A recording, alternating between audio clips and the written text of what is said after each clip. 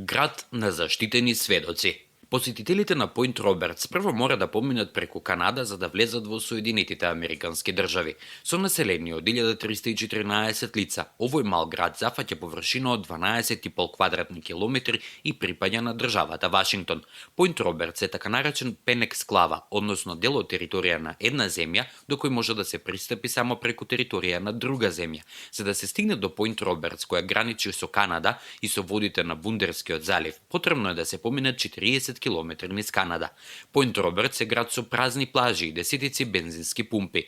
Посетителите однадвор ретко доаѓаат на ова место. Ова е во суштина затворена заедница заштитена од владата на САД. Со децении оваа територија беше на располагање на американската војска, но во 1908 година било решено да се распоредат доселеници, претежно имигранти од Исланд.